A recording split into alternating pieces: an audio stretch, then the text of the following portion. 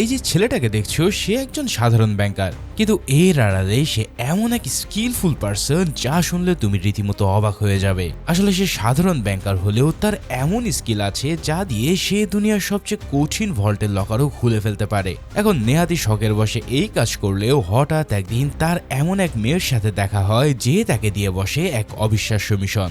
তাকে ভাঙতে হবে দুনিয়ার সবচেয়ে কঠিন ভল্টের লক সিকুয়েন্স। তবে এই কাজ করতে গিয়ে সে এমন ভয়াবহতার শিকার হয় যা দেখে তুমিও শকড হয়ে পড়বে। তাই তো তোমাদেরকে পুরো কাহিনী জানাতে হাজির হয়ে গেলাম আর্মি অফ দ্য থিফস মুভির এক্সপ্লেনেশন নিয়ে। তো চলো আর প্যাচাল না বাড়িয়ে শুরু করা যাক আজকের মুভি এক্সপ্লেনেশন। মুভির শুরুতে আমরা এই সিনেমার প্রধান চরিত্র সেবাস্টিয়ানকে দেখতে পাই। সে তার ঘরে বসে ইউটিউবের জন্য একটা ভিডিও রেকর্ড করছিল। সেবাস্টিয়ান মূলত একজন সেফ ক্র্যাকার বা তালা খোলা ওস্তাদ, যার ফলে সে তার চ্যানেলে বিভিন্ন জটিল তালা খোলার রহস্য নিয়ে ভিডিও বানায়। ভিডিওতে সেবাস্টিয়ান দর্শকদের এক কিংবদন্তি তালা কারিগর বা লক স্মিথের গল্প শোনাচ্ছিল, যার নাম ছিল হ্যান্স ওয়েগনার। হ্যান্স তার সময়ে সিন্দুক বানানোর জাদুকর হিসেবে পরিচিত ছিল।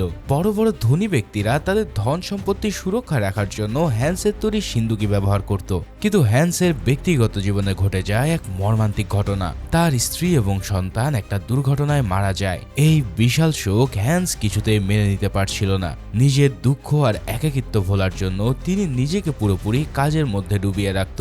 এভাবে শোকের ঘরে তিনি এমন 4টা সিন্দুক তৈরি করেন যা ছিল এক কথায় অভেদ্য।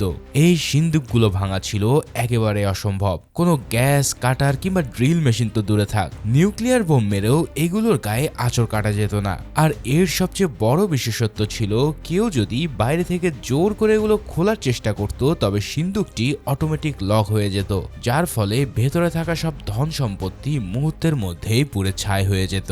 এখন এই 4টা মাস্টারপিস সিন্দুকের নাম রাখা হয়েছিল the Rheingold, the Valkyrie, the Siegfried এবং সর্বশেষটার নাম the Twilight of the Gods. এগুলো কিন্তু কেবল সাধারণ লোহা বা ইস্পাত দিয়ে তৈরি ছিল না, এগুলো লকের মেকানিজমের ভিতরে লুকিয়ে ছিল একটা ধাঁধা বা গল্প। কেউ যদি সেই গল্পের অর্থ বুঝতে পারত কেবল তবেই সে এই তালাগুলো খুলতে সক্ষম হতো। এখন এত বড় সৃষ্টি করার পরেও হ্যান্স ওয়েগনারের মনে দুঃখ কমেনি। তাই শেষমেশ তিনি সিদ্ধান্ত নিলেন যে তিনি নিজেকেই শেষ করে দেবেন। তাই তিনি তার তৈরি করা সবচেয়ে জটিল এবং শেষ সিন্দুকটিতে অর্থাৎ টয়লাইটস অফ গড এর ভিতরে নিজেকে বন্দী করে ফেলেন। এরপর সেই সিন্দুকটিকে গভীর সমুদ্রের তলদেশে ফেলে দেওয়া হয়। কিন্তু এই সিন্দুকটা ঠিক কোথায় ফেলা হয়েছিল সেটা আজ পর্যন্ত কেউই জানতে পারেনি। এখানেই সেবাস্টিয়ান তার গল্প শেষ করে। সে খুব আশা নিয়ে ভিডিওটা ইউটিউবে আপলোড করে, কিন্তু বাস্তবতায় দেখা যায় তার চ্যানেলের অবস্থা খুবই করুণ। না আছে কোনো ভিউ, না আছে কোনো সাবস্ক্রাইবার, আর লাইক তো শূন্যের কথা। অর্থাৎ সেবাস্টিয়ানের এত সুন্দর গল্পের ভিডিওটি কেউই দেখেনি। এখানে সেবাস্টিয়ানের বাস্তব জীবন কিন্তু তার ভিডিওর গল্পের মতন রোমাঞ্চকর ছিল না। তাকে প্রতিদিনই সেই একঘেয়ে 9টা 5টার চাকরি করতে হতো। অফিসে গিয়ে চেয়ারে বসে থাকা, ক্লায়েন্টদের অযথা বকাঝকা শোনা, আর দিন শেষে ক্লান্ত হয়ে বাড়ি ফিরে ঘুমিয়ে পড়া, এটাই ছিল তার দৈনন্দিন রুটিন। সে যা করতে ভালোবাসতো অর্থাৎ সিন্দুক বা তালা খোলার যে অদ্ভুত নেশা ছিল তার, বাস্তব জীবনে তা করার কোনো সুযোগ সে পাচ্ছিল না। কিন্তু একদিন কাজ শেষ করে সে যখন তার ইউটিউব স্টুডিও চেক করে তখন সে অবাক হয়ে যায়। তার সেই ভিডিওতে একটা লাইক, একটা ভিউ আর সাথে একটা অদ্ভুত কমেন্ট এসেছে। কমেন্টটিতে লেখা ছিল, তুমি যদি সত্যি তোমার দক্ষতার পরীক্ষা দিতে চাও তবে এই ঠিকানায় চলে এসো। এছাড়াও সেই সাথে সাথে দেওয়া ছিল একটা সিক্রেট পাসওয়ার্ড। এখন এই সুযোগ কি আর হাতছাড়া করা যায়? তাই সেবাস্টিয়ান আর দেরি না করে ট্রেন ধরে সোজা সেই ঠিকানায় পৌঁছে যায়। সেখানে পৌঁছেই দেখে দরজায় এক গার্ড দাঁড়িয়ে আছে। সেবাস্টিয়ান তাকে পাসওয়ার্ডটা বলতে তাকে ভিতরে যাওয়ার অনুমতি দেওয়া হয়। এই জায়গাটা ছিল একটা পরিত্যক্ত বিল্ডিং এর বেসমেন্ট। তাই ভিতরে ঢুকে সেবাস্টিয়ান যা দেখলো তার জন্য সে মোটেও প্রস্তুত ছিল না। সেখানে এক অদ্ভুত আন্ডারগ্রাউন্ড টুর্নামেন্ট চলছিল। শহরের বাঘা বাঘা সব তালাচোর বা সেফ ক্র্যাকাররা সেখানে জড়ো হয়েছে নিজেদের দক্ষতা প্রমাণের জন্য। এখন সেবাস্টিয়ানের কাছে এই পরিবেশটা একদম নতুন বিধায় সে প্রচন্ড ঘাবড়ে যায়। সে কিছু বুঝে ওঠার আগে প্রতিযোগিতার ঘোষণা হয়ে যায় এবং কাউন্টডাউন শুরু হয়। চারপাশের সবাই যখন মরিয়া হয়ে তাদের সামনে সিন্দুক খোলার চেষ্টা করছিল তখন সেবাস্টিয়ান দূরে দাঁড়িয়েছিল। সে মনে মনে ভাবছিল যে এখন তার কি করা উচিত। কিন্তু যখন সে দেখলো সবাই তাদের কাজে ব্যস্ত তখন সেও নিজের কাজে মন দেয়। আর তখনই দেখা যায় তার হাতের আসল জাদু। অবিশ্বাস্যভাবে মাত্র 1 মিনিটের মধ্যেই সে তার সামনে থাকা জটিল সিন্দুকটি খুব সহজেই খুলে ফেলে। ফলে প্রথম রাউন্ডে যারা নির্দিষ্ট সময় তালা খুলতে পেরেছিল তাদের নিয়ে যাওয়া হয় পরের রাউন্ডে। সেখানে তাদের সামনে রাখা হয় আগের চেয়েও আরো কঠিন এবং মজবুত সব সিন্দুক খোলার প্রতিযোগীরা কেউ আধুনিক যন্ত্রপাতি ব্যবহার করছিল, আবার কেউ সিন্দুকের ভিতরে সূক্ষ্ম শব্দ শোনার চেষ্টা করছিল। এই রাউন্ডেও সেবাস্টিয়ান বাজিমাত করে, যার ফলে একে একে সব প্রতিযোগী বাদ পড়তে থাকে এবং ফাইনাল রাউন্ডের জন্য মাত্র 2 জন প্রতিযোগী টিকে থাকে। আর এবারের চ্যালেঞ্জ ছিল সবচেয়ে কঠিনতম, কেননা মাত্র 3 মিনিটের মধ্যে তাদের সবচেয়ে জটিল সিন্দুকটি খুলতে হবে। ফাইনাল রাউন্ডের এই লকারটা ছিল আগের দুটোর তুলনায় অনেক বিশাল এবং এর মেকানিজম ছিল অত্যন্ত জটিল। বাঁশি বাজার সাথে সাথেই সেবাস্টিয়ানের প্রতিপক্ষরা লকার খোলার কাজে ঝাঁপিয়ে পড়ে, কিন্তু অন্যদিকে সেবাস্টিয়ান চুপচাপ দাঁড়িয়ে লকারটার দিকে তাকিয়ে থাকে। এরপর আলতো হাতে স্পর্শ করে যেন লকারটার ভিতরের স্পন্দন সে বোঝার চেষ্টা করতে থাকে। চারিপাশের দর্শক সেবাস্টিয়ানকে দেখে অবাক হচ্ছিল। তারা ধরে নিচ্ছিল যে সে নিশ্চিতভাবে হেরে যাবে, কারণ হাতে আর একদমই সময় নেই। কিন্তু ঠিক যখন সময় প্রায় শেষ হতে যাবে তখনই সেবাস্টিয়ান তার আসল জাদু দেখায়। সবাইকে চমকে দিয়ে মাত্র কয়েক সেকেন্ডের কারিশমায় সে ওই বিশাল জটিল লকারটির ক্লিক শব্দে খুলে ফেলে।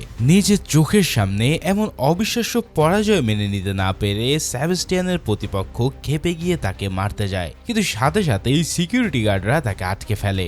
আর প্রতিযোগিতায় সেবাস্টিয়ানকেই চূড়ান্ত বিজয়ী ঘোষণা করা হয়। উপস্থিত সবাই তার এই অদ্ভুত দক্ষতায় মুগ্ধ হয়ে হাততালি দিতে থাকে, কারণ এত কঠিন একটা লক এত কম সময়ে খোলা কোনো সাধারণ ব্যাপার ছিল না। এখন মুভির এই পর্যায়ে আমরা পরিচিত হই এই মুভির নায়িকা গোয়েনলিনের সাথে। তাকে দেখে হয়তো তোমাদের অনেক চেনা চেনা লাগছে। হ্যাঁ, ঠিকই ধরেছ, এই হচ্ছে বিখ্যাত ফাস্ট অ্যান্ড দ্য ফিউরিয়াস সিরিজের সেই হ্যাকার র্যামজি। যাই হোক, এবার মুভিতে ফিরে আসি। আমরা এখানে গোয়েনলিনের অতীতের কিছু ঝলক দেখতে পাই। ছোটবেলা থেকেই সে বেশ চঞ্চল আর সাহসী ছিল। বড়লোকের মেয়ে হওয়া সত্ত্বেও তার স্বভাব ছিল অদ্ভুত রকমের। ছোটবেলায় সে মানুষের পকেট থেকে ঘড়ি চুরি করত, এমনকি ব্যাংক ডাকাতির মতন কাজও সে করে বেরিয়েছে। এর জন্য তাকে বেশ কয়েকবার জেলও খাটতে হয়। আসলে তার কোনো টাকার অভাব ছিল না, কিন্তু এই চুরি করা বা রিস্ক নেওয়াটাই ছিল তার আসল নেশা। আর এই কাজ করতে সে প্রচন্ড আনন্দ পেত। এদিকে প্রতিযোগিতা শেষে সেবাস্টিয়ান আবার আগের জীবনে ফিরে আসে। সেই একঘেয়ে পুরানো জীবন, সেই একই কফি শপ আর একা একা বসে থাকা। কিন্তু এবার তার জীবনের উত্তেজনা নিয়ে আসে সেই রহস্যময় তরুণী গোয়েনলিন। সেবাস্টিয়ান কফি শপে বসেছিল আর হঠাৎ গোয়েনলিন তার সামনে এসে দাঁড়ায় এবং জানায় যে তার সঙ্গে কিছু কথা আছে। সেবাস্টিয়ান কিছু বুঝে ওঠার আগে মেয়েটা তাকে চমকে দেয়। সে জানায় গত 7 মিনিটে সে এই ক্যাফের মধ্যে 3টা চুরি করেছে। কারো হাতের আংটি, কারো ঘড়ি, এমনকি কারো পকেট থেকে পিস্তলও সরিয়ে ফেলেছে সে। অথচ দেখো, কেউই কোনো কিছু টেরই পায়নি। এইটাই শুনে সেবাস্টিয়ান বুঝতে পারে যে মেয়েটা সাধারণ কোনো চোর নয়, সে হচ্ছে প্রো লেভেলের চোর। সেবাস্টিয়ান প্রথমে ভাবে যে মেয়েটা হয়তো তার সাথে প্র্যাঙ্ক করছে। সে এদিক ওদিক তাকিয়ে ক্যামেরার খোঁজ করতে থাকে, কিন্তু গোয়েনলিন তাকে জানায় যে এটা কোনো নাটক নয়। সে জানায় সে চায় সে যেন তাদের দলের হয়ে একটা বড় মিশনে সাহায্য করে। সে তাকে জানায় তারা সেই কিংবদন্তি হ্যান্স ওয়েগনারের তৈরি করা 3টা সিন্দুক খুলতে চায়। চতুর্থ সিন্দুকটা তো পানির নিচে হারিয়ে গেছে, কিন্তু বাকি 3টা এখনো বিশ্বের বিভিন্ন জায়গায় আছে।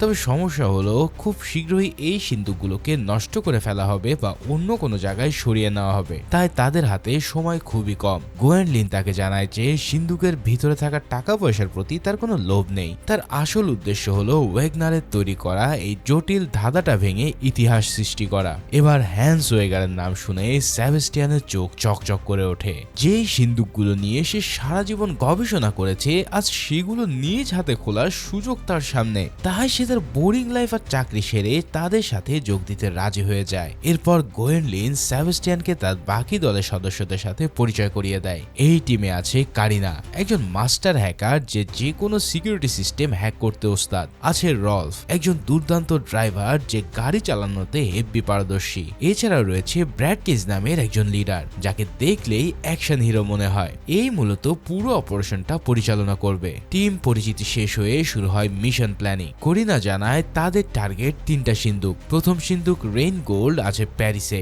দ্বিতীয় সিন্দুক ভ্যালকারি ভ্যালকারি আছে প্রাগে এবং তৃতীয় সিন্দুক সিগফ্রিড আছে সুইজারল্যান্ডে। এই সিন্দুকগুলোতে কোটি কোটি ইউরো রাখা আছে, কিন্তু সেবাস্টিয়ানের ফোকাস শুধুই লক খোলার দিকে। মজার ব্যাপার হলো এই অপারেশনের জন্য তাদের বিভিন্ন ভাষা জানারও প্রয়োজন হতে পারে, আর সেবাস্টিয়ান কিন্তু বেশ কয়েকটা ভাষায় ভীষণ পারদর্শী। এর পরের দৃশ্যে আমরা দেখতে পাই প্যারিসে, যেখানে তাদের প্রথম টার্গেট রেইনগোল্ড সিন্দুকটি একটা ব্যাংকে রাখা আছে। প্ল্যান অনুযায়ী তারা সেই ব্যাংকের মধ্যে পৌঁছে যায়। গোয়েনলিন ব্যাংকের ভিতরে ঢোকার জন্য একটা উপায় বের করে। সে দরজায় দাঁড়িয়ে থাকা ফরাসি গার্ডের সাথে ফরাসি ভাষায় কথা বলতে শুরু করে এবং কৌশলে তাকে দিয়ে নিজের ব্যাগটি ধরায়। গার্ড ভদ্রতা দেখিয়ে ব্যাগটা ধরতেই চোখের পলকে গোয়েনলিন গার্ডের পকেট থেকে মেইন লকারের চাবি বা অ্যাক্সেস কার্ড সরিয়ে নেয়। এরপর সে ভিতরে চলে যায় আর গার্ড টেরই পায় না যে তার পকেট ইতিমধ্যে সাফ হয়ে গেছে। অন্যদিকে সেবাস্টিয়ান আগে থেকে ব্যাংকের ভিতরে ঢুকে বাথরুমে লুকিয়েছিল। এবার সে এখানে শুধু একটা সঠিক সময়ের জন্য অপেক্ষা করছে, কেন যখন তাকে সংকেত দেওয়া হবে তখন সে তার জাদুকরি হাত দিয়ে প্রথম সিন্দুকটা খুলবে। প্ল্যান অনুযায়ী এবার অ্যাকশনে নামে করিনা। যেহেতু ব্যাংকটি প্যারিসে অবস্থিত তাই সেখানকার সবাই ফরাসি ভাষায় কথা বলে। করিনা ব্যাংক কাউন্টারে গিয়ে ইচ্ছে করে ইংরেজিতে কথা বলা শুরু করে, যাতে কর্মীদের সাথে একটা ভুল বুঝাবুঝি তৈরি করে একটা সময় নষ্ট করা যায়। সে চিৎকার করে জানতে চায় সেখানে এমন কেউ আছে কিনা যে ইংলিশ জানে। ব্যাংকের কর্মীরা আবার ইংলিশ বোঝে না, তাই তারা বেশ বিভ্রান্ত হয়ে পড়ে। অবশেষে একজন বয়স্ক মহিলা এগিয়ে আসে, যিনি ইংরেজি এবং ফরাসি দুটোই জানতো, কিন্তু ততক্ষণে কারিনের কাজ হয়ে গেছে। এই হট্টগোলের সুযোগে গোয়াল্যান্ডি সোজা পৌঁছে যায় সেই সুরক্ষিত ভল্টের সামনে, যেখানে রেইনগোল্ড সিন্দুক রাখা ছিল। সিন্দুকটা এতটাই শক্তিশালী ছিল যে বলা হতো নিউক্লিয়ার বোমের আঘাতেও এর গায়ে আঁচড় লাগবে না। এখানে গোয়েনলিন পাহারা দিতে থাকে এবং একটু পরে সেখানে সেবাস্টিয়ান চলে আসে। সে প্রথমে সিন্দুকটিতে আলতো করে স্পর্শ করে এবং ভেতরের কম্পন অনুভব করার চেষ্টা করতে থাকে।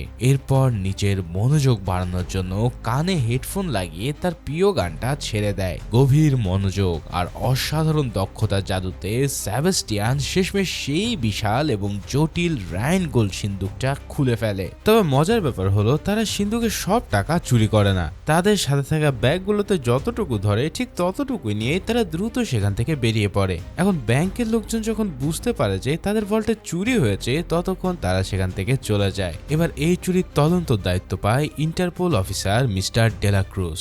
নামটা শুনে হয়তো তোমাদের অ্যানিমেশন মুভি কোকোর সেই গিটারিস্ট আর্নেস্টো ডেলাক্রুজের কথা মনে পড়ে যাচ্ছে, তাই না? তবে এই লোক অনেক রাগী এবং কঠোর পুলিশ অফিসার। এবার গল্পটা মন নেয় অন্যদিকে। টিভিতে একটা ব্রেকিং নিউজ দেখানো হয়, যেখানে বলা হয় আমেরিকাতে এক ভয়াবহ জম্বি ভাইরাস ছড়িয়ে পড়েছে।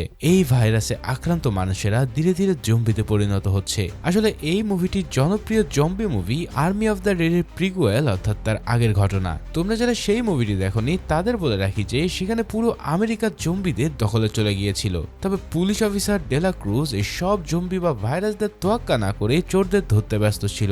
তার সহকর্মী পুলিশরা তাকে জানায় সারা আমেরিকার মানুষ জম্বি হয়ে যাচ্ছে, এখন নিজেদের যান বাঁচানোই দায়, অথচ সে চোরদের নিয়ে পড়ে আছে। কিন্তু ডেলাক্রুজ তাদের ধমক দিয়ে বলে হ্যান্স ওয়াগনারের তৈরি আরো দুটো সিন্দুক এখন অক্ষত আছে। তার বিশ্বাস চোরেরা সেই দুটো সিন্দুকও নিতে অবশ্যই আসবে। যাক, এবার ডেলাক্রুজ একদম ধুম 2 সিনেমার মতো বুদ্ধি করে। ধুম 2 এ পুলিশ এক জায়গায় হিরে পাহারা দিচ্ছিল আর ঋত্বিক রোশন অন্য জায়গা থেকে চুরি করে নিয়ে গিয়েছিল। ঠিক তেমনই এখানেও পুলিশে ধারণা করছিল যে চোররা এক পথে আসবে, কিন্তু তারা পৌঁছে গেছে অন্য জায়গায়। এবার গন্তব্য প্রাগ, যেখানে রাখা আছে দ্বিতীয় সিন্দুক ভ্যালকারি। ব্যাংকের ভিতরে সেবাস্টিয়ান আর গোয়াল্যান্ডি পৌঁছাতে বেশ কয়েকজন গার্ড তাদের ঘিরে ধরে। সেবাস্টিয়ান ভয় পেয়ে যায়, কিন্তু তখনই গোয়াল্যান্ডি একাই সব গার্ডকে মেরে ধরাশয়ী করে ফেলে। এই জিনিস দেখে সেবাস্টিয়ান প্রচন্ড অবাক হয়ে যায়। সে জানতো যে গোয়াল্যান্ডি পকেট মারাতে ওস্তাদ, কিন্তু সে যে মার্শাল আর্টে এত দক্ষ তা তার জানা ছিল না। এবার রাস্তা পরিষ্কার হয়ে যাওয়ার পর সেবাস্টিয়ান এগিয়ে যায় ভ্যালকারি সিন্দুকটার দিকে।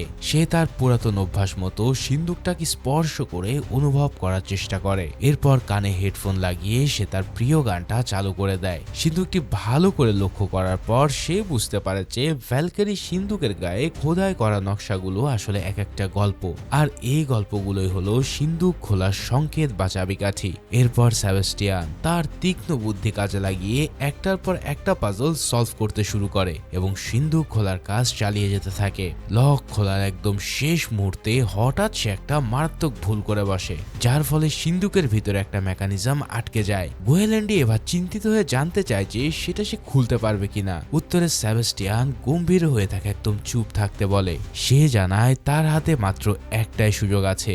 এরপর সেবাস্টিয়ান তার সমস্ত শক্তি, ধৈর্য আর ট্যালেন্ট এক করে শেষ চেষ্টা চালায়, আর অবশেষে সেই ভালকারি সিন্দুকটাও খুলে যায়। এরপর তারা যখন সিন্দুক খুলে বের হতেই যাবে, ঠিক তখনই সিকিউরিটি অ্যালার্ম বেজে ওঠে। চারিপাশ থেকে গার্ডরা তাদের ধরার জন্য ছুটে আসে। ঠিক এই সময় এন্ট্রি নেয় তাদের দলের muscle man Brad cage. Brad নিজেকে অ্যাকশন হিরো মনে করে, আর এমনকি তার নামটাও কিন্তু সে হলিউড স্টার নিকোলাস কেজ এবং ব্র্যাড পিটের থেকে অনুপ্রাণিত হয়ে রেখেছে। এখন পালানোর সময় ব্র্যাড গার্ডদের আটকাতে গিয়ে ভুলবশত একজনকে গুলি করে বসে, যার কারণে পুরো পরিস্থিতিটা ঘোলাটে হয়ে যায়। এদিকে বাইরে রলফ গাড়ি নিয়ে তাদের জন্য অপেক্ষা করছিল। গোয়াল্যান্ডি আর সেবাস্টিয়ান টাকার ব্যাগ নিয়ে গাড়ি থেকে দৌড়ে আসে, কিন্তু এখানেই ঘটে আসল টুইস্ট। ব্র্যাড টাকার ব্যাগগুলো গাড়িতে তুলে নেয় ঠিকই, কিন্তু সেবাস্টিয়ানকে সে গাড়িতে উঠতে না দিয়ে রাস্তায় ধাক্কা মেরে ফেলে দেয়। মানে ব্র্যাড মনে করে তাদের হাতে এখন সারা জীবনে বসে খাওয়ার মতন যথেষ্ট টাকা আছে, তাই সেবাস্টিয়ানের মতন তালা খোলা কারিগরকে তাদের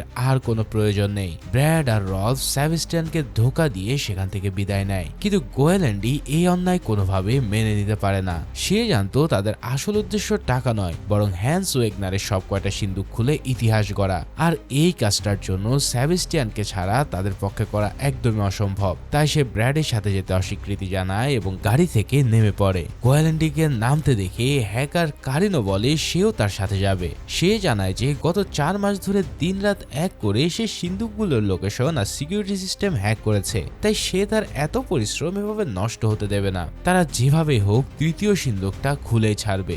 এই সিদ্ধান্তর পর তাদের দলটা দুভাগে ভাগ হয়ে যায়। একদিকে টাকা নিয়ে ব্র্যাড আর রলফ আলাদা হয়ে যায়, আর অন্যদিকে গোয়াল্যান্ডি, সেবাস্টিয়ান আর কারিনা। এদিকে দেখা যায় সেবাস্টিয়ান ইতিমধ্যে বাসায় চলে এসেছে, তবে বাসায় ফিরে গেলেও তার মনে শান্তি ছিল না। সে অদ্ভুত সব স্বপ্ন দেখতে থাকে যে জম্বিরা তাকে তাড়া করছে, তার দিকে যেন কোনো এক অজানা বিপদ ধেয়ে আসছে। ঠিক তখনই তার দরজায় গোয়াল্যান্ডি আর কারিনা নক করে। তারা সেবাস্টিয়ানকে জানায় যে তারা ব্রড আর রলফের ওই লোভী দল থেকে চলে এসেছে। এখন তাদের উদ্দেশ্য টাকা নয়, তারা চায় হ্যান্স ওয়েগনারের তৈরি করা শেষ সিন্দুকটা খুলে তাদের মিশন পূরণ করতে।